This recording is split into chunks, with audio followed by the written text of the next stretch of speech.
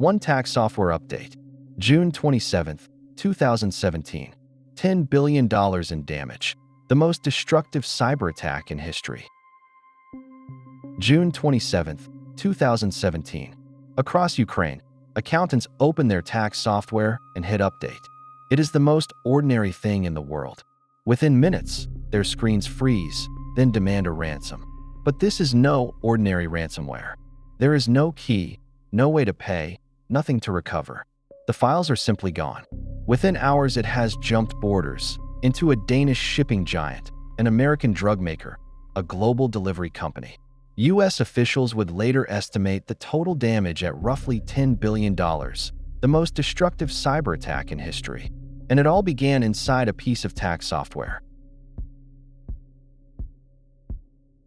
To understand how a tax program became a weapon, you have to understand MEDOC. In Ukraine, almost every business that pays taxes runs it. Think of it as the country's default accounting software. That near monopoly made it the perfect target.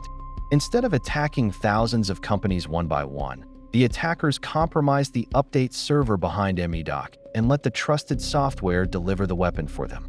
And when it detonated, it did not stay in Ukraine. It escaped.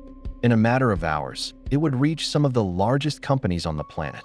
This is the story of NotPetya, how one poisoned update crippled hospitals, ports, and factories on multiple continents, and how, 3 years later, the United States put 6 names to it.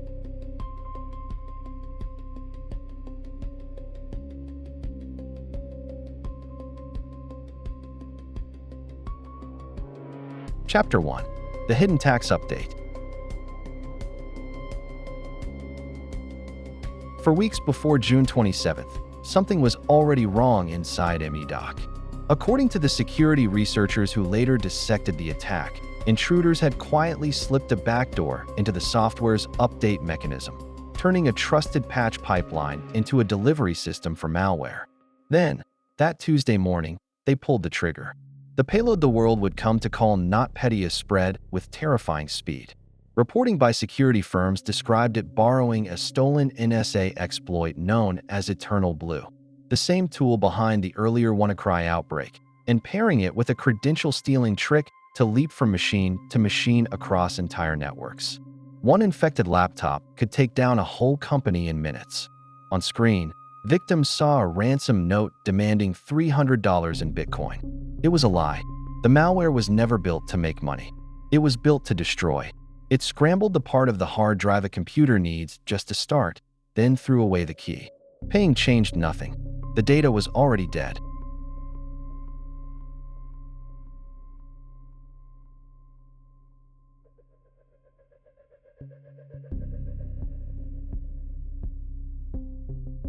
Chapter 2. The World Goes Dark. NotPetya was aimed at Ukraine. It did not stay there. Maersk, the Danish company that moves roughly 1 in 5 shipping containers on Earth, watched its systems go dark around the globe. At terminals from Los Angeles to Rotterdam, the gates simply stopped. Trucks backed up for miles. For days, one of the largest shipping companies in the world ran on paper, phone calls, and messaging apps. Maersk later said it had to reinstall thousands of servers and tens of thousands of computers almost from scratch. In New Jersey, the American pharmaceutical giant Merck saw manufacturing lines freeze. FedEx's European subsidiary, TNT Express, was hit so hard that packages were sorted by hand for weeks. And in the indictment's own words, the malware struck a hospital system in western Pennsylvania, Heritage Valley, knocking out access to cardiology, radiology, and surgery records for about a week, and administrative systems for nearly a month. A weapon meant for accountants in Kyiv had become a threat to patients in Pennsylvania. That is the danger of a digital weapon. Once you release it, you no longer control where it goes.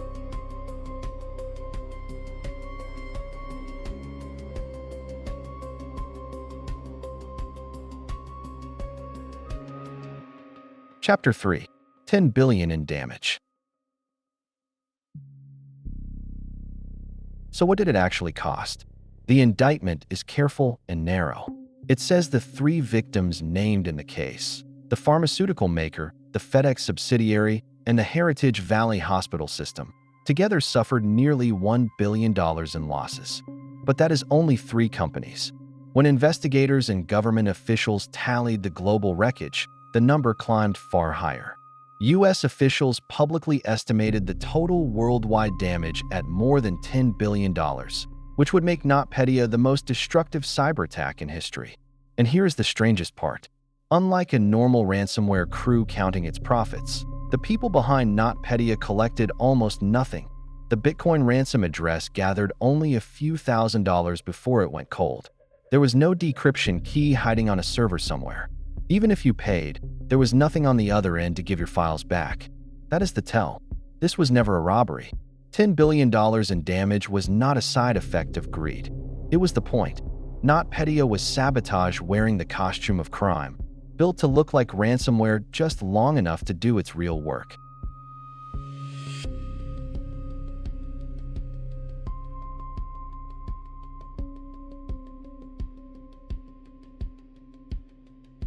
Chapter 4. Naming the 6 officers. For 3 years, the attack had no face. Then, on October 15, 2020, a federal grand jury in Pittsburgh returned an indictment, and the United States said out loud what researchers had long suspected. NotPetya was not the work of ordinary criminals. According to the Justice Department, it was built and launched by 6 officers of Unit 74455 of Russia's military intelligence agency, the GRU, a hacking group researchers track under the name Sandworm. The indictment names all 6: Yuri Andrienko, Sergei Dedistov, Pavel Frolov, Anatoly Kovalev, Artem Achichenko, and Petr Pliskin.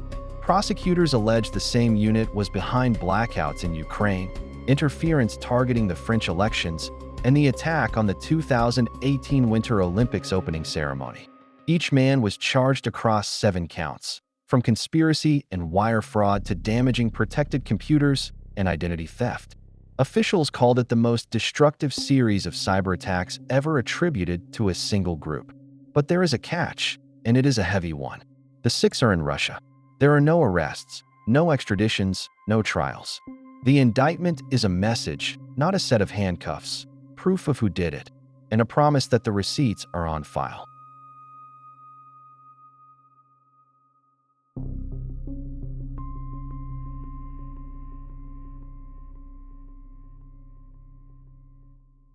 Here is what makes NotPetya so unsettling. Nobody clicked a shady link. Nobody opened a strange attachment.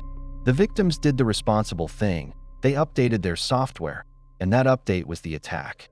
That is the uncomfortable lesson of supply chain sabotage. Sometimes the danger rides in through the door you trust the most. The best defense is not paranoia. It is architecture, offline backups, networks split into segments so one infected machine cannot take down everything, and a plan for the day an update goes wrong. If you want the full story behind the cyber attacks that shaped our world, one real case straight from the court documents, subscribe to Cyber Decoded.